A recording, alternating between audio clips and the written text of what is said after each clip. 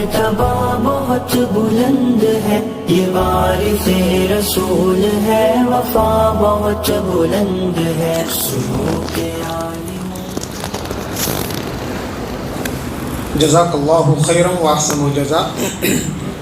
محترم سامعین و سامعات، پرمغز خطاب آپ سماعت کر رہے تھے، نمازوں کی اہمیت اور نماز چھوڑنے کا انجام بہترین انداز میں بڑی تفصیل کے ساتھ آپ کے سامنے محترم بیان کر رہے تھے۔ ہم اللہ سے ان کے حق میں دعا کرتے ہیں کہ اللہ تعالیٰ ان کو صحت کاملہ عطا فرمائے، ان سے مزید دین کی خدمت لیتا رہے، آمین یا رب العالمین۔ بلا کسی تاخیر میں آج کے اس بزم کے دوسرے مقرر مولانا ابو ہریرہ مدنی حفظہ اللہ کو دعوت سخن دیتا ہوں۔ آئے آپ آ کر بدعت کی خباثتیں اس ٹاپک پر آپ خطاب فرمائیں۔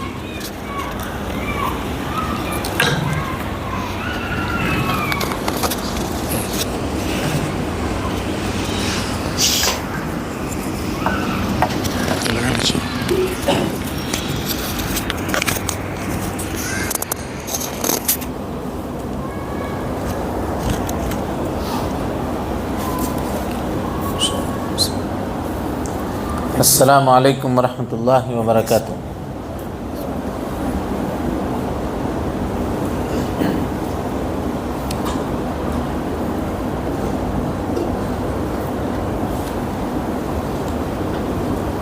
ان الحمد للہ نحمده ونستعینه ونستغفره ونعوذ باللہ من شرور انفسنا ومن سیئات اعمالنا، من يهده اللہ فلا مضل له ومن يضلل فلا هادي له، وأشهد أن لا إله إلا الله وحده لا شريك له، وأشهد أن محمدا عبده ورسوله، أما بعد فإن خير الحديث كتاب الله، وخير الهدي هدي محمد صلى الله عليه وسلم، وشر الأمور محدثاتها، وكل محدثة بدعة، وكل بدعة ضلالة، وكل ضلالة في النار۔ فقد قال الله تبارك وتعالى في محكم تنزيله بعد أعوذ بالله السميع العليم من الشيطان الرجيم، بسم الله الرحمن الرحيم، وأن هذا صراطي مستقيما فاتبعوه ولا تتبعوا السبل فتفرق بكم عن سبيله ذلكم وصاكم به لعلكم تتقون۔ وقال النبي المصطفى صلى الله عليه وسلم فيما رواه أبو داود رحمه الله في سننه عن إرباز بن سارية رضي الله تعالى عنه قال: صلى بنا رسول الله صلى الله عليه وسلم ذات يوم ثم اقبل علينا بوجهه فوعدنا موعظة بليغة زرفت منها العيون ووجلت منها القلوب، فقال قائل: يا رسول الله كأنها موعظة مودع فأوصنا، فقال: أوصيكم بتقوى الله والسمع والطاعة وإن كان أميرا حبشيا، فإنه من يعش منكم بعدي فسيرى اختلافا كثيرا، فعليكم بسنتي وسنة الخلفاء الراشدين المهديين، تمسكوا بها وعضوا عليها بالنواجذ، وإياكم ومحدثات الأمور فإن كل محدثة بدعة وكل بدعة ضلالة۔ محترم حاضرین، علماء کرام، دوستوں، بزرگوں اور ساتھیوں، پردہ نشین خواتین اسلام، اللہ رب العالمین کا بے حد شکر اور اس کا احسان ہے کہ اس عظیم الشان مسجد میں ہم سب کو جمع ہونے اور اکٹھا ہو کر کے اس کے دین کی باتیں سیکھنے کی توفیق اس نے نصیب فرمائی۔ بے شمار درود و سلام ہو جناب محمد رسول اللہ صلی اللہ علیہ وسلم پر۔ اللہم صلی علی محمد وعلی آل محمد کما صلیت علی ابراہیم وعلی آل ابراہیم انک حمید مجید۔ اللہم بارک علی محمد وعلی آل محمد کما بارکت علی ابراہیم وعلی آل ابراہیم انک حمید مجید۔ حاضرین گرامی، آج کے اس بزم میں جس بات یا جس عنوان کے تحت آپ کے سامنے بات کروں گا انشاءاللہ وہ ہے بدعت کی خباثتیں۔ بدعت یہ ہے ہی خبیث چیز، کیونکہ یہ سنت کے اپوزٹ چیز ہے۔ سنت ہے نبی صلی اللہ علیہ وسلم کا طریقہ، جس کو فالو کرنے والا جنت کا راہی ہے، اور اس کے مقابلے میں اس کے اپوزٹ جو چیز ہے وہ ہے بدعت، اور اس راستے کو اختیار کرنے والا آدمی جہنم کے راستے کے اوپر چلنے والا ہے۔ بدعت کی خباثت کیا ہے ہم آپ کے سامنے مختصر طور پہ ذکر کر کے مرکز عنوان کا جو اصل مرکز ہے اس کے جانب ہم جانے کی کوشش کریں گے۔ ایک بدعتی جو بدعت ایجاد کرتا ہے، سب سے پہلے یہ سمجھیں کہ بدعت کہتے کس کو ہیں۔ بدعت آپ کے قول سے یا آپ کے فعل سے نہیں ہے، انسان اگر اس عمل کو بعد میں کرتا ہے اس لیے کہ اللہ تعالیٰ اس سے راضی ہو جائے تو یہ عمل کیا ہے؟ بدعت ہے۔ یہی عمل کیا کہلاتا ہے؟ بدعت کہلاتا ہے۔ اب اگر کوئی آدمی بدعت کرے تو اس کی خباثت کیا ہے؟ دیکھیے، پہلا نقصان اس کو یہ اٹھانا پڑتا ہے کہ اللہ تعالیٰ اس کے سارے عمل کو رد کر دیتا ہے، سارے عمل کو رد کر دیتا ہے۔ چنانچہ ام المومنین حضرت عائشہ صدیقہ رضی اللہ عنہا کی روایت ہے، کہتی ہیں اللہ کے نبی صلی اللہ علیہ وسلم نے فرمایا من احدث فی امرنا ھذا ما لیس منہ فہو رد، جو ہمارے دین میں کوئی ایسی بات ایجاد کرے ما لیس منہ، جو دین میں نہیں تھی، فہو رد، اس کا وہ عمل کیا ہے؟ مردود ہے، اس کا وہ عمل ناقابل قبول ہے، اس کا وہ عمل ریجیکٹ ہے۔ اللہ رب العالمین اس کے عمل کو ریجیکٹ کر دیتا ہے، ناقابل قبول۔ یہاں دیکھیے حدیث میں کہا من احدثا، جو نئی بات پیدا کرے۔ اب کوئی آدمی یہ کہہ سکتا ہے کہ اس نئی بات کو میں نے تو پیدا نہیں کیا ہے، مجھ سے پہلے کسی نے پیدا کیا ہے، ہاں ٹھیک ہے میں عمل کر رہا ہوں تو میرا عمل کیوں رد ہوگا؟ تو قربان جائیے اللہ کے نبی صلی اللہ علیہ وسلم کے اوپر، آپ نے فرمایا من عمل عملا لیس علیہ امرنا فہو رد، اگر کوئی آدمی ایسا عمل کرتا ہے جس میں اللہ کے نبی صلی اللہ علیہ وسلم کی سنت کی دلیل موجود نہیں ہے، اس کا وہ عمل رد ہے۔ چاہے آپ خود بدعت آپ نے ایجاد کی ہو، یا آپ اپنے جیسے کسی بندے کے ایجاد کردہ بدعت کے اوپر عمل کر رہے ہو، دونوں صورتوں میں آپ کا عمل مردود ہے۔ سمجھ گئے؟ یہ کتنی بڑی خباثت ہے دیکھیے۔ اور ایک بدعتی کے صرف وہ اعمال رد نہیں ہوتے جو مخالف سنت ہیں، بلکہ ایک بدعتی کے وہ اعمال جو موافق سنت ہیں، بدعت کے اوپر عمل کرنے کے نتیجے میں اللہ تعالیٰ ان کے اس عمل کو بھی رد کر دیتا ہے۔ غور سے سنیے، ادھر ادھر ڈسٹرب نہیں ہوئی، اس کو بھی اللہ رد کر دیتا ہے۔ حضرت عبداللہ ابن عباس رضی اللہ تعالیٰ عنہ کی روایت ہے صحیح مسلم میں، نبی صلی اللہ علیہ وسلم نے فرمایا المدینۃ حرم، مدینہ حرم ہے، من آوا فیہ محدثن، جو آدمی مدینے میں کسی بدعتی کو پناہ دے، او احدث فیہ، یا وہاں کوئی بدعت ایجاد کرے، فعلیہ لعنت اللہ والملائکہ والناس اجمعین، ایسے بدعتی پر، بدعت کو پناہ دینے والے کے اوپر اور بدعت کو ایجاد کرنے والے پر اللہ کی، فرشتوں کی، اب پوری دنیا والوں کی لعنت ہو۔ دیکھ رہے ہیں؟ اور اس کے بعد کہا لا يقبل اللہ منہ صرفا ولا عدلا، اللہ رب العالمین ایسے آدمی کے نہ فرض نماز کو قبول کرتا ہے نہ اس کے نفل نماز کو قبول کرتا ہے۔ بدعت کے اوپر عمل کرنے کے نتیجے میں اس کے سارے عمل کیا ہو جاتے ہیں؟ رد ہو جاتے ہیں۔ یہ ایک بدعتی کی زندگی کے اوپر پڑنے والے اثرات میں اس کا سب سے پہلا اثر یہ ہے، سب سے پہلی قباحت یا خباثت آپ کہہ لیں تو یہی ہے۔ اور اس کے بعد آ کر دیکھیے کہ ایک آدمی کوئی بدعت دنیا میں ایجاد کرتا ہے یا بدعت کو فروغ دیتا ہے، بدعت کا پرچار کرتا ہے، تو اس کے اس بدعت پر قیامت تک جتنے سارے لوگ عمل کریں گے اللہ رب العالمین اس بدعتی کو اتنا گناہ دے گا جس نے پہلی مرتبہ بدعت ایجاد کیا تھا۔ اللہ تعالیٰ قرآن مجید میں فرماتا ہے وَإِذَا قِيلَ لَهُم مَاذَا أَنزَلَ رَبُّكُمْ قَالُوا أَسَاطِيرُ الْأَوَّلِينَ، لِيَحْمِلُوا أَوْزَارَهُمْ كَامِلَةً يَوْمَ الْقِيَامَةِ وَمِنْ أَوْزَارِ الَّذِينَ يُضِلُّونَهُمْ بِغَيْرِ عِلْمٍ أَلَا سَاءَ مَا يَزِرُونَ۔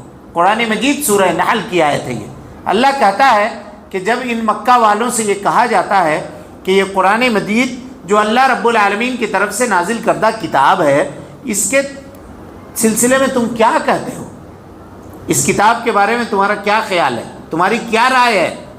تو کہتے ہیں اساطیر اولین ہے، اگلے لوگوں کی قصے اور کہانیاں ہیں، داستان کی کتاب ہے، قصے کی کتاب ہے، کہتے ہیں داستان پڑھینا ہے۔ اللہ تعالیٰ کہتا ہے کہ ان ظالم مکہ والوں نے قرآن مجید کو قصے کی کتاب کہہ کر کے وہ جرم کیا ہے کہ اب قیامت تک جو بھی کوئی آدمی قرآن کو برا کہے گا تو اللہ رب العالمین ان کے گناہوں کے برابر مکہ والوں کو گناہ دے گا۔ لِيَحْمِلُوا أَوْزَارَهُمْ كَامِلَةً يَوْمَ الْقِيَامَةِ، ایسا کرنے والے لوگ اپنے گناہوں کا پورا بوجھ اپنے گردنوں کے اوپر اٹھائے ہوئے ہوں گے۔ وَمِنْ أَوْزَارِ الَّذِينَ يُضِلُّونَهُمْ بِغَيْرِ عِلْمٍ، صرف اپنا بوجھ نہیں، بغیر علم کے جن جن لوگوں کو گمراہ کیا ہوگا ان تمام لوگوں کے گمراہی کا بوجھ بھی اللہ تعالیٰ مکہ والوں کے اوپر ڈالے گا۔ أَلَا سَاءَ مَا يَزِرُونَ، اللہ تعالیٰ کہتا ہے کتنا برا بوجھ یہ لوگ اٹھاتے ہیں کہ ایک غلط بات، ایک غلط قول، ایک غلط عمل معاشرے میں رواج دے کر کے قیامت تک اپنے لیے گناہوں کا انتظام کر کے وہ دنیا سے مرتے ہیں۔ اللہ تعالیٰ ایسی چیزوں سے، اس بدنصیبی سے ہم سب کو محفوظ رکھے۔ اس کے بعد بدعت کی قباحت اور بہت ساری ہیں۔ قیامت کے دن اللہ کے نبی جناب محمد رسول اللہ صلی اللہ علیہ وسلم کے ہاتھ سے وہ بدعتی جو ہے وہ حوض کوثر کے جام پینے کا مستحق نہیں ہوگا۔ نبی صلی اللہ علیہ وسلم اس کو اپنے حوض سے دھتکار دیں گے، بھگا دیں گے۔ حدیث ہے لِيَحْتَلِيَنَّ رِجَالٌ مِّنْ أُمَّتِي، کہا نبی صلی اللہ علیہ وسلم نے کہ قیامت کے دن میں لوگوں کو حوض کے اوپر حوض کوثر کا جام پلا رہا ہوں گا، اتنے میں دیکھوں گا کہ میری امت کے کچھ افراد منڈلا رہے ہیں حوض کے سامنے اور ان کو آنے نہیں دیا جائے گا، فرشتے ان کو دھکا دے رہے ہوں گے۔ میں کہوں گا اصحابی اصحابی، یہ میرے ساتھی ہیں، یہ میرے ساتھی ہیں، یہ میرے بھائی ہیں، انہیں آنے دیا جائے۔ یہ کہ اخوانی اخوانی، میرے بھائی ہیں، یہ آنے دیا جائے ان کو۔ فرشتے کہیں گے اے اللہ کے نبی انک لا تدری ما احدثوا بعدک، آپ کو کیا معلوم ہے کہ آپ کے بعد آپ کی شریعت میں ان لوگوں نے کیا کچھ نئی چیزیں پیدا کر لی تھیں، جس عمل کو آپ نے نہیں کیا تھا اس عمل کو ان لوگوں نے آپ کی شریعت میں ایجاد کر کے اس کے اوپر عمل کیا تھا۔ نبی صلی اللہ علیہ وسلم کہتے ہیں کہ جب میں یہ سنوں گا کہ ان لوگوں نے میرے کامل اور مکمل اور نافع اور انفع شریعت کو چھوڑ کر کے خود اپنے یا اپنے جیسے کسی بندے کے ایجاد کردہ رسومات کو عملی جامہ پہنایا اور میری شریعت کے اوپر عمل کرنا ان لوگوں نے کافی نہیں سمجھا، تو نبی کہتے ہیں کہ میں بھی کہوں گا سحقن سحقن لمن غیر و بدل، دور ہو جاؤ دور ہو جاؤ، تم میرے حوض کوثر سے پینے کے مستحق نہیں ہو۔ یہ انفرادی اثرات ہیں جو ایک بدعتی کی زندگی میں پڑتے ہیں۔ اجتماعی طور پہ کیا اثر پڑتا ہے؟ تو اجتماعی طور پہ یہ اثر پڑتا ہے کہ دین کے اندر اختلاف ہوتا ہے، انتشار ہوتا ہے۔ جب تک امت ایک رہی کتاب و سنت کے اوپر، ایک امت بن کے رہی، متحد رہی۔ پہلا فرقہ بدعتیوں کا پیدا ہوا خوارج، امت دو حصوں میں تقسیم ہو گئی، اور پھر ان لوگوں سے انہی سے جنم لیا مختلف فرقوں نے، اور انہوں نے دین کے ٹکڑے ٹکڑے کر ڈالے۔ اللہ تعالیٰ کہتا ہے قُلْ هُوَ الْقَادِرُ عَلَىٰ أَن يَبْعَثَ عَلَيْكُمْ عَذَابًا مِّن فَوْقِكُمْ وَمِن تَحْتِ أَرْجُلِكُمْ أَوْ يَلْبِسَكُمْ شِيَعًا وَيُذِيقَ بَعْضَكُمْ بَأْسَ بَعْضٍ۔ اللہ تعالیٰ اس بات پر بھی قادر ہے کہ تمہارے اختلافات کے نتیجے میں آسمان سے تمہارے اوپر عذاب نازل کر دے، تمہارے پاؤں کے نیچے سے تمہارے اوپر عذاب نازل کر دے، یا تمہارے باہم معاملات کو اس طرح سے الجھا دے کہ تم آپس میں ایک دوسرے کی گردنیں ناپنے لگو۔ آج پوری دنیا میں دیکھیے جو کچھ ہو رہا ہے وہ یہی سب ہو رہا ہے، یہ بدعت کے نتیجے ہیں یا بدعت کی قباحتیں ہیں۔ اسی طرح سے بدعتی آدمی کو علماء نے لکھا ہے کہ کبھی اس کو توبہ کی توفیق نہیں ہوتی، ایک بدعتی کو کبھی توبہ کی توفیق نہیں ہوتی۔ کہا تابعی میں سے حسان ابن عطیہ تابعی ہیں، ان کا قول ہے کہا صاحب الزنا یتوب، غور سے جملے پہ غور کیجیے گا، کہا صاحب الزنا یتوب، وصاحب البدعۃ لیس لہ توبہ. زناکار توبہ کر سکتا ہے لیکن بدعتی توبہ نہیں کر سکتا. کیوں ایسا کہا؟ اس لیے کہ ایک آدمی اگر مومن ہے اور اس سے اگر کوئی گناہ ہو گیا تو بیچارہ گناہ کو گناہ سمجھ کے کرتا ہے، نادم ہوتا ہے، شرمندہ ہوتا ہے، اللہ سے اپنے گناہوں کی معافی مانگتا ہے. لیکن ایک بدعتی سینہ ٹھوک کے بدعت کرتا ہے، ڈھول بجا کے بدعت کرتا ہے، اور وہ سمجھتا ہے کہ تقرب اللہ کا یہی ذریعہ ہے. اس کو پہلے یہ پتا تو چلے کہ وہ جو کام کر رہا ہے وہ بدعت ہے، تب تو توبہ کرے گا. ہاں، اسی لیے کہا ان اللہ حجب التوبۃ عن صاحب البدعۃ حتی یدعها. بدعت کرنے والے انسان سے اللہ رب العالمین توبہ کے دروازے کو بند کر دیتا ہے یہاں تک کہ وہ بدعت کو ترک کر دے اور بدعت کو چھوڑ دے. بدعت کا دین میں بھی نقصان ہوتا ہے. جب بھی کوئی قوم اپنے دین میں ایک نئی بدعت پیدا کرتی ہے، اس بدعت کی نحوست سے، اس بدعت کی میرے بھائیوں خرابی سے اللہ رب العالمین ایک سنت کو اٹھا لیتا ہے، اور وہ سنت لوٹ کر کے کبھی روئے زمین پہ نہیں آتی ہے. پھر اس لیے کہ بدعتی اس بدعت کو چھوڑتا نہیں ہے، اس کے نتیجے میں اس کی سزا کے طور پر اللہ رب العالمین اس سنت کو روئے زمین پہ نہیں بھیجتا. یہ قباحت کم ہے میرے بھائیوں. انہی بدعتوں میں سے آج کل رواج پایا جانے والا ایک بدعت جو پہلے زمانے سے چلا آ رہا ہے، اسلام نے جس کو کلی طور پہ ختم کر دیا تھا، لیکن برا ہو ایسے لوگوں کا جنہوں نے اسلام کا چولا اور لبادہ اس لیے اوڑھا تھا تاکہ وہ اسلام کو ڈائنامیٹ کریں، تاکہ وہ اسلام کو برباد کریں، تاکہ وہ اسلام کو ختم کریں. ان لوگوں نے کیا کیا کہ دین کے اندر نئی چیزیں پیدا کرنے کے لیے حدیثوں کو گڑھنا شروع کیا. ہم اور آپ جس مہینے سے گزر رہے ہیں، اس مہینے کو سفر کا مہینہ کہا جاتا ہے. محرم کے بعد یہ مہینہ آتا ہے. عام طور پر لوگوں کے اندر یہ رواج ہے کہ وہ اس مہینے کو منحوس سمجھتے ہیں کہ یہ مہینہ اچھا نہیں ہے، بلکہ کہتے ہیں کہ اس کے شروع کے 13 دن جو ہیں اس کو کہتے ہیں یہ 13 تیزی کے دن ہیں. 13 تیزی کا مطلب یہ 13 دن انتہائی منحوس ہے. 13 مانے 13 شروع کے، اور تیزی کے معنی کہا کہ جتنے جلدی تیزی سے نکل جائے اتنا بہتر ہے. یا 13 تیزی کا مطلب یہ ہے کہ اگر کوئی آدمی نیک کام، کوئی اچھا کام، شادی بیاہ کا کام، دکانداری کا کام، کاروبار کا کام اگر اس مہینے میں شروع کرے گا تو تیزی سے بے برکتی اس کے پاس آئے گی. والعیاذ باللہ. یہ ایک بدعت پیدا کی. اس کے لیے دلیل کہاں سے لائے؟ کہ ایک ایسی بے اصل، بے بنیاد چیز جس کی کوئی حقیقت نہیں ہے اس کو دلیل کے طور پر پیش کرتے ہیں. کیا کہتے ہیں؟ کہا کہ سفر کا جو مہینہ ہے اس کے متعلق اللہ کے نبی صلی اللہ علیہ وسلم نے فرمایا، خطیب بغدادی نے اس کو لکھا ہے اور کہا کہ بے اصل بات ہے. یہ کیا ہے؟ وہ کہا کہ من بشرانی بذہاب سفر، تم میں کا جو آدمی مجھے سفر کے مہینے کے رخصت ہو جانے کی بشارت دے دے، بشرتہ بالجنہ، اس کو میں جنت کی بشارت دوں گا. سمجھ رہے ہیں؟ کس نے کہا؟ کہتے ہیں کہ یہ قول اللہ کے نبی صلی اللہ علیہ وسلم کا. قسم اللہ کی کسی مستند حدیث کی کتاب میں یہ روایت موجود نہیں ہے. یہ جھوٹی بات ہے، یہ گئی ہوئی بات ہے.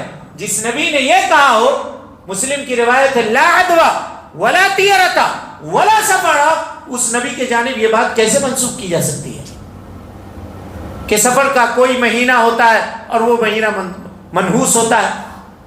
اسی طریقے سے ایک اور روایت بیان کی جاتی ہے. کہا کہ آخر اربعاء من سفر یوم نحس مستمر، اس کو بھی خطیب بغدادی نے نقل کیا ہے. یہ بھی بے اصل بات ہے. کہا کہ سفر کا جو آخری 4 شنبہ ہوتا ہے نا، وہ قوم عاد کی طرح سے، جس طرح سے قوم عاد کے اوپر اللہ نے عذاب بھیجا تھا، کہا وہی عذاب کے دنوں میں سے ایک دن ہے. وہ منحوس دن ہے. اس دن آدمی کو پرہیز کرنا چاہیے، کام کاج کرنے سے بچنا چاہیے. اور سفر کے آخری 4 شنبہ کا آج کل کے یہاں لوگ بہت اہتمام کرتے ہیں. اور کیا کہتے ہیں؟ اس کے لیے بھی حدیثیں گڑی. دیکھیے، جب کبھی بدعت سماج کے اندر پیدا ہوتی ہے نا، اس میں دو چیزیں کار فرما ہوتی ہیں. اس قاعدے کو ذرا غور سے سمجھیے. دو چیزیں کیا ہوتی ہیں؟ ایک چیز ہوتی ہے کہ انسان کے اندر عمل کا جذبہ ہوتا ہے لیکن اس کے پاس علم نہیں ہوتا. یہ گمراہی تھی صوفیوں کی گمراہی تھی. ان کے پاس عمل کا جذبہ بہت تھا لیکن علم نہیں تھا. حدیثوں کو گڑھ لیتے تھے اپنی مرضی سے. عبداللہ ابن مبارک کہتے ہیں کہ ان میں کا ہر آدمی اپنے ہر صحیح اور غلط بات کو نبی صلی اللہ علیہ وسلم کے قول کا جامع پہنا دیتا تھا. ایک دور آیا تھا اس امت کے اوپر جب باطنی فرقے داخل ہوئے دین اسلام کے چہرے مصفح کو داغدار کرنے کے لیے، تو ان لوگوں نے یہ عمل شروع کیا. وقت ایسا بھی آیا ہے، اب غور کیجئے، ایک واقعہ بتاتا ہوں کس طرح سے باتوں کو گڑھی گئی ہے. باتوں کو گڑھ کر کے لوگوں نے اسلام کے چہرے مصفح کو داغدار کیا. امام احمد ابن حنبل اور امام یحییٰ ابن معین دونوں جبل العلم بڑے محدث ہیں، سفر کر کے جا رہے تھے کسی مسجد میں. مغرب کی نماز کا وقت ہوا، آ کر کے وہ مسجد میں مغرب کی نماز پڑھنے کے لیے رکے اور نماز ادا کی ان لوگوں نے. جب امام نماز پڑھ کے فارغ ہوا تو وہ کھڑا ہوا، اور کھڑا ہونے کے بعد یحییٰ ابن معین کہتے ہیں کہ اس نے حدیث بیان کی، کہا حدثنی احمد بن حنبل وحدثنی یحییٰ ابن معین، اور اس کے بعد جو روایت بیان کی کہا اس روایت کو اگر ہم لکھتے تو 16 سے 17 صفحات کے اندر وہ روایت ہے. اس کا خلاصہ کیا تھا؟ خلاصہ یہ تھا کہ جو آدمی دن بھر میں 100 مرتبہ لا الہ الا اللہ کہے گا، اللہ رب العالمین جنت میں ایک پرندہ بنائے گا اس کے نام سے، اور اس پرندے کے پر میں ہیرے موتی جواہرات اور قیمتی پتھر جو ہیں وہ جڑے ہوئے ہوں گے. یہ روایت پڑھ دی، اور جب وہ سنا رہا تھا مولوی تو امام احمد ابن حنبل یحییٰ ابن معین کا منہ دیکھ رہے ہیں اور یحییٰ ابن معین احمد ابن حنبل کا منہ دیکھ رہے ہیں. یہ روایت آپ نے بیان کی، کہا میں نے بیان نہیں کی. کہا آپ نے بیان کی، کہا میں نے بیان نہیں کی. بہرحال جب وہ بیان کر چکا اور لوگوں سے داد و دہش وصول کر چکا تو امام احمد ابن حنبل نے اس کو اپنے انگلیوں کے اشارے سے قریب بلایا، کہا ادھر آؤ. کس سے روایت سنے ہوئے؟ کہا احمد ابن حنبل سے. کہا اور کس سے؟ کہا یحییٰ ابن معین سے. کہا انا احمد ابن حنبل وہذا یحییٰ ابن معین، میں احمد ابن حنبل ہوں، یہ یحییٰ ابن معین ہے، اور میں نے تو یہ حدیث جانی ہی نہیں ہے. کیا بات کرتے ہو؟ کہاں سے یہ حدیث گڑھ کے تم سنائے ہو؟ کہا کہ آج تک میں یہ سمجھتا تھا کہ امام احمد ابن حنبل بے وقوف ہیں، آج مجھے پتا چل گیا کہ تم واقعی بے وقوف ہو. تم کیا احمد ابن حنبل کرو گے؟ تمہارے جیسے 17 احمد ابن حنبل ہمارے پاس ہیں اور ان سے ہم حدیثیں گڑھ کر کے بیان کرتے ہیں. کہہ کر کے وہ مذاق اڑاتا ہوا نکل کر کے چلا گیا. یہی وہ دور تھا جب عبداللہ ابن مبارک کہتے ہیں کہ کوئی اگر ان باطنی لوگوں میں سے توبہ کر کے اگر آ جاتا، محدثین کے دعوت و تبلیغ کے نتیجے میں اگر مسلمان ہو جاتا، تو عبداللہ ابن مبارک کے سامنے آ کر کے ایک آدمی رونے لگا. کہا کہ اے عبداللہ ابن مبارک، حدیثوں کو بہت چھان پھٹک کے لیجئے گا، بہت چھان پھٹک کے لیجئے گا، کیونکہ ہم میں کا جو آدمی پہلے اپنے گروپ میں جب ہم ہوتے تھے تو اپنے ہر صحیح اور غلط بات کو نبی صلی اللہ علیہ وسلم کے قول کا جامع پہنا دیتے تھے. ہر صحیح اور غلط بات. کوئی بازار گیا سبزی فروخت کرنے کے لیے، اس کی سبزی نہیں بکڑی، یہ بیگن لے کر بیٹھا تھا، اب اس نے حدیث گڑھ دی، انس ابن مالک تک سند پہنچا کر کے کہا کہ اللہ کے نبی صلی اللہ علیہ وسلم نے کہا ہے الباذنجان شفاء لکل داء، ہر بیماری کی شفا بیگن کے اندر ہے. اور اس قوم کی بدقسمتی یہ ہے کہ اس کو نبی کے نام پہ جو چاہے وہ لوٹ لے. دنیا کے معاملات میں ہر چیز میں ایک چھوٹی سی چھوٹی چیز اگر لینے ہم جاتے ہیں تو ہم اس کو پرکھتے ہیں، الٹ پلٹ کے دیکھتے ہیں کتنی گارنٹی ہے، کتنی وارنٹی ہے. لیکن کوئی آ کر کے بات بیان کر کے چل جائے، کسی مسلمان کو یہ توفیق نہیں ہوتی کہ بھائی یہ بات آپ نے کہاں سے بیان کی ہے، کہاں لکھا ہوا ہے، کس کتاب کے اندر یہ چیز موجود ہے، ذرا دکھاؤ. کوئی نہیں پوچھتا. چنانچہ اسی طرح سے ان صوفیوں نے حدیثوں کو گڑھنا شروع کیا تاکہ وہ اسلام کو ڈائنامیٹ کر سکیں، اسلام کو تباہ و برباد کر سکیں. انہی گڑی ہوئی حدیثوں میں یہ ایک حدیث ہے کہ سفر کا جو آخری چہارشنبہ ہوتا ہے وہ آخری چہارشنبہ کیا ہے؟ منحوس دن ہے. اور کچھ لوگ یہ کہتے ہیں کہ اس چہارشنبہ کو آدمی کو چاہیے کہ کھانا پینا بنا کر کے اور اپنے گھر سے باہر نکل جائے اور باہر جا کر کے سبزہ کو روندے، خالی پیر، چپل اتار دے، جوتا اتار دے اور سبزے میں چلے۔ اب یہ بات تو کہہ دی، یہ رسم و رواج، لیکن اس کے لیے کوئی دلیل چاہیے نہیں چاہیے؟ تو دلیل کے طور پہ بنا لیا، کہا کہ اس دن اللہ کے نبی صلی اللہ علیہ وسلم کو شفا یابی حاصل ہوئی تھی، اللہ کے نبی صلی اللہ علیہ وسلم اپنی بیماری سے شفا یاب ہوئے تھے، تو آپ صلی اللہ علیہ وسلم باہر نکل گئے ٹہلتے ہوئے، دور کسی سبزہ میں چلے گئے اور چل کر کے آپ نے اس دن سبزہ روندا تھا، تو اس دن سبزے کو روندنا کیا ہے؟ بولیے سنت ہے، بولے عیاذ باللہ، یہ کہہ دیا۔ اور صرف اتنا ہی نہیں، آگے یہ بھی کہا کہ جب آپ جا رہے تھے سبزہ روندنے یا کھندلنے جس کو آپ کہتے ہیں، کہا کہ دیکھا کچھ مزدور کام کر رہے ہیں کنارے کہیں پہ کھڑے ہو کر کے، تو ان سے کہا کہ آج تم کام کر رہے ہو، ایسا کرو کام نہ کرو، چھوڑ دو، تمہاری مزدوری میں دے دیتا ہوں، آج مجھے شفا یابی ملی ہے، خوشی مناؤ، کام دھام چھوڑ دو آج۔ یہ کہہ کر کے ان کو آپ مزدوری دے کر کے آگے گئے، ادھر سے جب واپس آئے تو دیکھا کہ مزدور پھر کام کر رہا ہے، تو اللہ کے نبی صلی اللہ علیہ وسلم نے انہیں بد دعا دی۔ دیکھیے نبی کے اوپر کس طرح سے بہتان ہے، آپ کیوں بد دعا دیں گے کسی کو؟ آپ نے بد دعا دی، کیا بد دعا دی؟ کہا جو کچھ تم کماؤ اللہ تمہاری کمائی میں برکت نہ دے، یہ بد دعا دی۔ اب بتائیے جب کوئی آدمی یہ سنے کہ نبی صلی اللہ علیہ وسلم نے بد دعا دی ہے تو اور اس کو جوڑ دیا، کہا کہ اگر آخری 4 شنبے میں کوئی آدمی کوئی مال کماتا ہے تو سال بھر بے برکتی اس کے ساتھ رہے گی، یہ کہہ دیا۔ تو اب کون آدمی کمائے گا ڈر کے مارے؟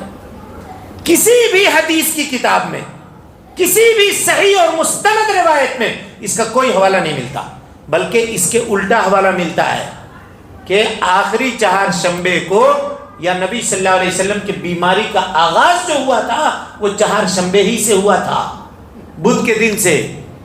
اور بعض لوگوں نے یہ لکھا ہے کہ جب بدھ کے دن آپ بیمار پڑے تو خوشی منایا تھا یہودیوں نے خوشی منایا تھا کہ چلو اچھا ہوا اب یہ بیمار پڑا۔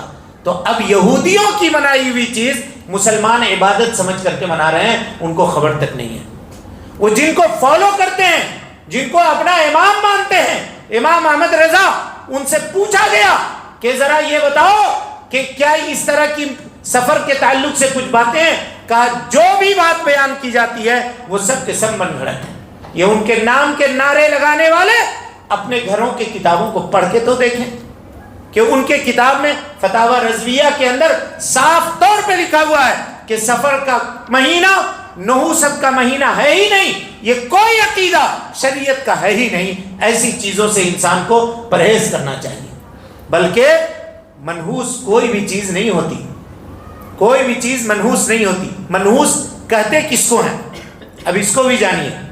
یعنی آپ کسی کام کے لیے نکل رہے ہیں، مثال دے رہا ہوں، آپ نے کسی ایسی چیز کو دیکھا یا کسی ایسی چیز سنی یا کوئی آدمی آپ کے ساتھ ہو گیا جس کی وجہ سے آپ یہ سوچ رہے ہیں کہ اس کام کو اب ہم پورا نہیں کر سکتے، کام میں ہم کو نقصان ہو جائے گا، اور یہ سوچ کر کے آپ کام کرنے سے واپس آ گئے، یہی ہے نحوست۔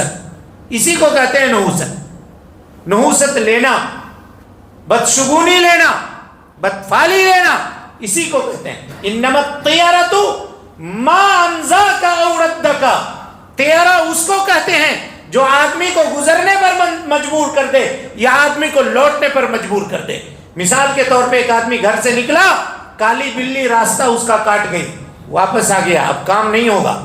گھر سے نکلا، کسی بیوہ عورت کو، خاتون کو دیکھ لیا، کہ واپس آ گیا۔ اچھا اس میں بھی دیکھیے پروٹوکول ہے، کوئی بیوہ عورت اگر بڑا منسٹر ہے تو صبح صبح اس کو دیکھنے کے لیے لوگ نوٹوں کی گڈی لے کر کے لائن لگاتے ہیں اس سے بات کرنے کے لیے، لیکن وہی بیوہ عورت اگر گاؤں کی غریب ہے تو وہ منحوس ہو گئی، بولے عیاذ باللہ۔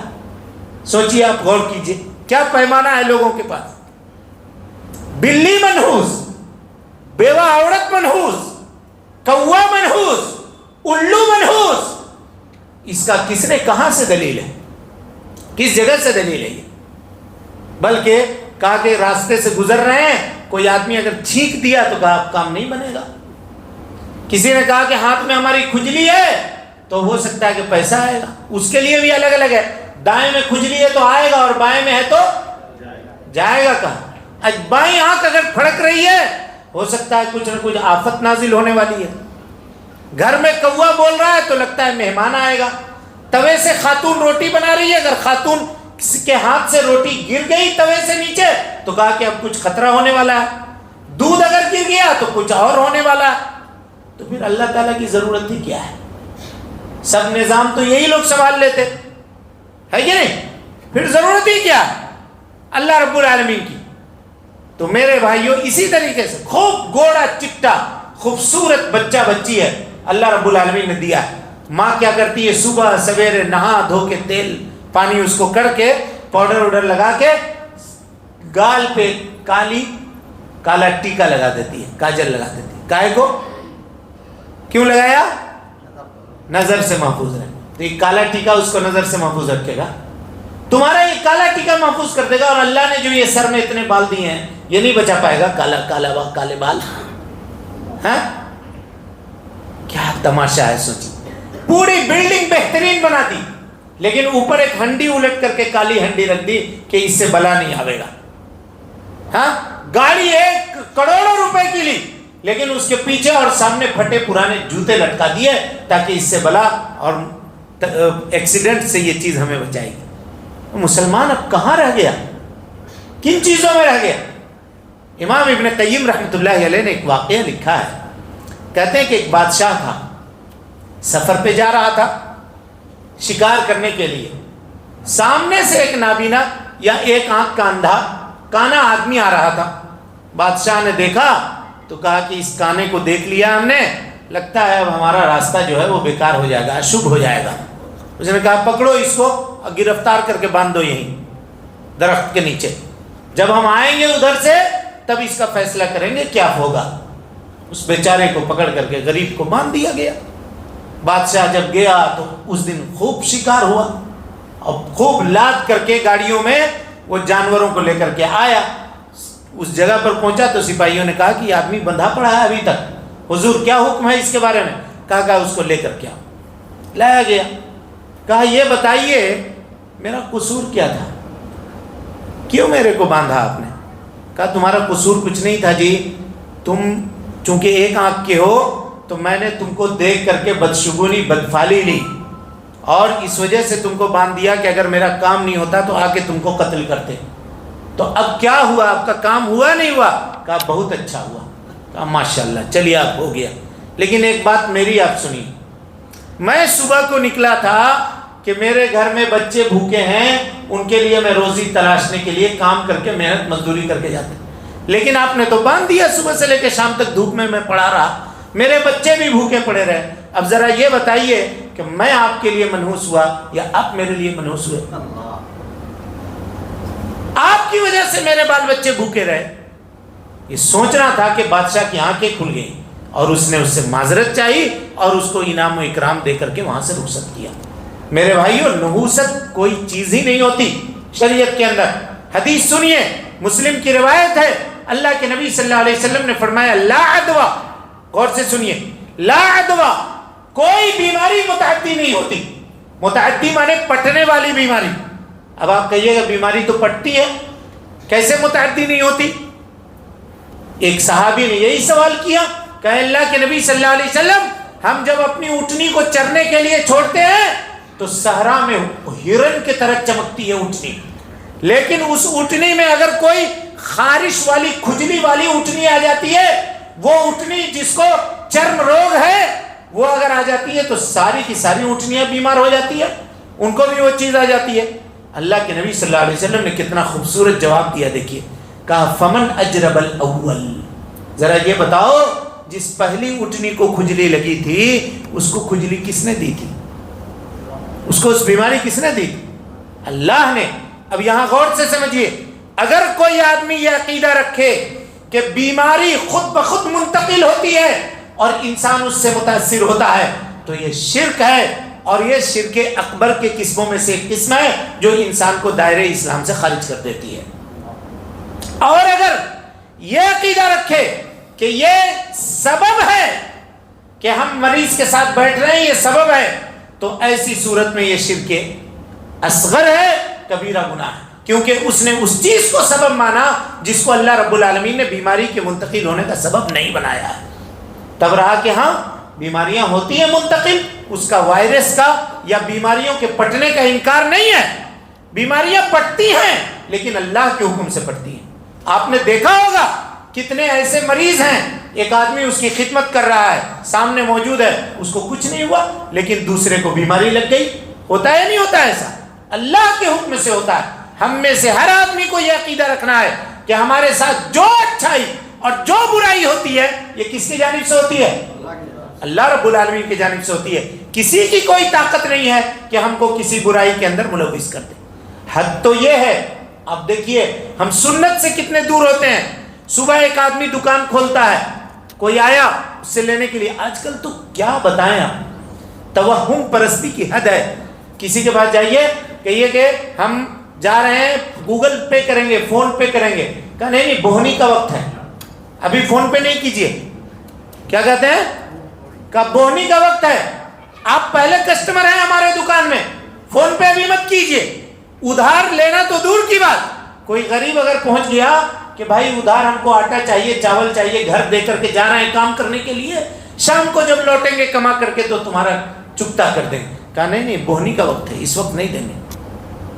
محروم ہے وہ آدمی، محروم ہے، واقعی محروم ہے۔ کیوں؟ کہ اسے چاہیے تھا کہ غریب اگر اس کے دکان پہ آیا ہے تو اس کی مدد کرتا، اس کو دیتا، یہ اس کی جانب سے صدقہ تھا۔ کیونکہ حدیث ہے نبی صلی اللہ علیہ وسلم کی، مسلم کی روایت ہے کہ کوئی بھی صبح ایسی نہیں ہوتی کہ دو فرشتے آسمان سے اترتے ہیں نیچے اور کہتے ہیں اللہم آتی منفقا خلفا، اے اللہ رب العالمین جو تیرے راستے میں خرچ کرنے والا ہے اس کے مال میں اضافہ کر دے، اور اللہم اے اللہ رب العالمین وہ آدمی جو تیرے راستے سے مال کو روکنے والا ہے، اے اللہ رب العالمین تو اس کے مال کو ضائع اور برباد کر دے۔ بتائیے آپ صدقہ کر کے فرشتوں کے دعاؤں کا مستحق ہوتے، بجائے اس کے کہ آپ نے اس غریب کو، یتیم کو، خالی جیب آدمی کو اپنے دکان سے لوٹا دیا، یہ کہہ کر کے کہ تم کو ابھی اگر سودا دے دیں گے، تم کو ابھی اگر راشن دے دیں گے تو شام تک ہم ادھاری بیچتے رہیں گے۔ کیسا عقیدہ؟ اسی طرح سے کہا کہ الو اگر چھت پہ بیٹھ جائے تو کہا کہ اب اس گھر میں کوئی نہ کوئی آدمی مر جائے گا، وہ منحوس ہو گیا۔ خوبصورت پرندہ ہے، اللہ رب العالمین کا بنایا ہوا، کہاں یہ بات لکھی ہوئی ہے کہ الو منحوس ہے؟ اللہ تعالیٰ نے اس کو بنایا ہے کہ وہ رات کے اندر سروائیو کرتا ہے، دن میں اس کو نظر نہیں آتا، تو کیا وہ منحوس ہو گیا؟ اس طرح کی چیزوں سے اجتناب آدمی کو کرنی چاہیے۔ کہا نبی صلی اللہ علیہ وسلم نے لا عدوہ، کوئی بیماری متعدی نہیں ہوتی، لا عدوہ ولا طیرۃ، اور طیرہ کہتے ہیں پرندے کو اڑا کر کے بدفالی لینے کو۔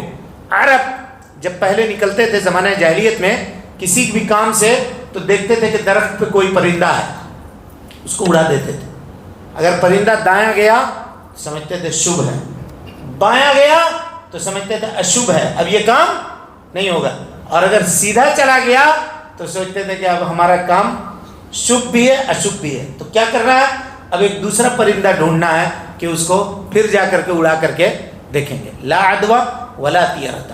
اس کے بعد کہا، بس بات کو ختم کر رہے ہیں، ولا حامہ، الو یہ منحوس نہیں ہوتا، اور حامہ کے تعلق سے کئی ایک تفسیر ہے۔ کہا کہ ایک آدمی جس کو مار دیا جائے، ہم لوگوں کے یہاں بھی یہ چیزیں آج کل رواج پائی ہوئی ہیں۔ کہا کہ کسی کو اگر ناحق قتل کر دیا گیا اور اس کو لے جا کر کے دفن کر دیا گیا تو اس کے جسم سے کیڑا نکلتا ہے، یہ عقیدہ ہے بھائی، باضابطہ عقیدہ ہے۔ کہا اس کے جسم سے کیڑا نکلتا ہے جو اس کی قبر کے ارد گرد گھومتا رہتا ہے، اور وہ کہتا ہے اسقونی اسقونی، مجھے میرے قاتل کے خون سے سیراب کرو، یعنی جو اس نے میرے کو مارا ہے اس کو جب تک نہیں مارو گے تب تک ہم ٹھنڈے نہیں ہوں گے۔ یہ بھی لوگ کہتے ہیں کہ اگر کوئی پھانسی لگا کے مر گیا، کوئی کچھ کر کے مر گیا تو اس کی روح بھٹکتے رہتی ہے، کہتے ہیں نہیں کہتے ہیں؟ ہاں بھائی، مرنے کے بعد روح یا تو علیین میں گئی یا سجین میں گئی، دوبارہ اس کو یہاں لوٹ کے آنے کی اجازت نہیں ہے۔ وَمِن وَرَائِهِمْ بَرْزَخٌ إِلَىٰ يَوْمِ يُبْعَثُونَ، اللہ تعالیٰ نے کہا ہے کہ ان روحوں کے درمیان اور اس دنیا کے درمیان اللہ نے ایک دیوار بنا دی ہے، قیامت تک وہ لوٹ کر کے یہاں نہیں آئیں گے جب تک قیامت قائم نہ ہو جائے۔ اور اس سلسلے میں ترمذی کی روایت ہے، بڑی لمبی روایت، ورنہ وقت نہیں ہے، نہیں تو وہ ہم آپ کے سامنے وضاحت کرتے ہیں۔ کہ ولا حامہ، اور حامہ کا ایک معنی اور بیان کرتے ہیں، کہا کہ جو آدمی اس طرح سے مر جاتا ہے اس کے ہڈیوں کا ڈھانچہ کسی شکل میں اختیار ہو جاتا ہے اور وہ لوگوں کو دوڑاتا ہے، پکڑتا ہے۔ اسی لیے عرب کہتے تھے جب کسی سنسان وادی میں ٹھہرتے تو کہتے اعوذ بسید ھذا الوادی من سفہاء قومی، کہ میں اس وادی کے سردار جن سے، اس کے بدبخت جنوں سے میں پناہ طلب کرتا ہوں۔ پناہ کس سے طلب کرنا چاہیے تھا؟ اللہ سے، لیکن یہ پناہ کس سے مانگ رہا ہے؟ جنات سے مانگ رہا ہے۔ تو یہ کیا ہے؟ شرک ہے۔ ولا حامہ، اور اسی طرح سے کہا ولا نوا، کوئی بھی ستارے کی چال سے بارش نہیں ہوتی، فلاں ستارہ فلاں جگہ ہے تو بارش ہوگی، یہ ستارہ اس جگہ ہے تو بارش ہوگی۔ اور آج راشی پھل اخباروں میں نکلتا ہے کہ نہیں نکلتا ہے؟ آپ کا فلاں ہے، آپ کا فلاں ہے، اس کا بچھو ہے تو اس کا شیر ہے تو اس کا عقرب ہے تو اس کا فلاں ہے، یافوق ہے تو کیا ہے تو کیا ہے، یہ سب ہے۔ کس نے کہا؟ جب ستارے اس کو بدلتے ہیں تو، اور پھر اس کو ٹھنڈا کرنے کے لیے طرح طرح کی انگوٹھیاں ہیں، پتھر ہیں، جو ان انگوٹھیوں کا ڈھیر لے کر کے بیٹھتا ہے وہ خود فٹ پاتھ پہ بیٹھا ہوتا ہے۔ ساری انگوٹھیاں اس کے پاس ہے تو اس کو تو امبانی اڈانی کو فیل کر دینا چاہیے۔ ہاں، ساری تقدیر کا مالک وہ بیٹھا ہوا ہے جو آپ کے شنی کو ٹھنڈا کر سکتا ہے، اس کا شنی اس پر اتنا بھاری کیوں ہے کہ فٹ پاتھ پہ بیٹھا ہوا ہے؟ والعیاذ باللہ، یہ کوئی شنی اور منگل کی چیزیں نہیں ہوتی ہیں، یہ صرف توہمات پرستی ہے۔ اور جب کوئی بدعت آتی ہے یا اس طرح کی توہم پرستی آتی ہے تو اس کو دور کرنے کی بھی چیزیں لوگ پیدا کرتے ہیں۔ کہا کہ یہ 13 دن کی نحوست سے اگر کسی کو بچنا ہو تو کیا کرے؟ کہا چنا ابال کر کے یا گیہوں ابال کر کے بستی میں اور لوگوں کے اندر تقسیم کریں۔ اور کبھی کبھی عورتیں کیا کرتی ہیں؟ سفر کے پہلے تاریخ کو، یہ سب بھی رہتے ہیں موجود، کہا سفر کے پہلے تاریخ کو 365 گولے آٹے کی بناتی ہیں۔ 365 گولے، بتائیے 5-6 کلو آٹا اس کے لیے درکار ہوگا، اور اس کو ایک تھیلی میں بھر کر کے لے جا کر کے ایک تالاب میں ڈال دیا جاتا ہے۔ کہا کہ 365 دن کا کفارہ ہم ادا کر رہے ہیں، ہمارے طرف سے نحوست ختم ہو جائے۔ والعیاذ باللہ، نحوست انسان کے عملوں سے ہوتا ہے۔ اگر ہم بے نمازی ہیں، ہم منحوس ہیں، ہم اللہ کی شریعت کے اوپر عمل کرنے والے نہیں ہیں، ہم منحوس ہیں۔ اس وجہ سے منحوس ہیں کہ ہم اللہ کی عبادت نہیں کر رہے ہیں۔ کیوں؟ نحوست اللہ رب العالمین کے عبادت کو ٹھکرانے سے، اللہ کی اطاعت اور فرما برداری کے سے روگردانی کرنے سے آتی ہے۔ شریعت کے اوپر عمل کیجئے، انشاءاللہ دنیا بھی بہتر ہوگی، آخرت بھی بہتر ہوگی۔ ہم اپنے لیے اور آپ تمام لوگوں کے لیے دعا کرتے ہیں کہ اللہ رب العالمین ہم سب کو حسن عمل کی توفیق دے، شریعت کے مطابق زندگی گزارنے کی توفیق نصیب فرمائے۔ اللہ رب العالمین جن لوگوں نے اس مسجد کو قائم کیا ہے، اللہ تعالیٰ انہیں جزائے خیر نصیب فرمائے۔ دنیا میں جو لوگ موجود ہیں، اللہ ان کو صحت و عافیت عطا فرمائے، اور جو رخصت ہو گئے ہیں اللہ رب العالمین ان کی بخشش بے حساب بخشش فرمائے، ان کی مغفرت فرمائے، ہم سب کو نمازی بنائے، اور توہم پرستی سے اللہ رب العالمین ہم سب کو محفوظ رکھے، بدعتوں سے اجتناب کرنے کی توفیق دے، جب تک زندہ رکھے، دین اسلام پہ زندہ رکھے، اور جب اٹھائے ایمان پہ اٹھائے۔ آمین۔ اقول قولی ھذا واستغفر اللہ لی ولکم ولسائر المسلمین من کل ذنب وخطیئۃ فاستغفروہ انہ کان للأوابین غفورا۔ گرمی کے اوپر بھی تھوڑا نظر ڈالیے۔ ٹائم نہیں ہے، 11ویں کے لیے الگ سے۔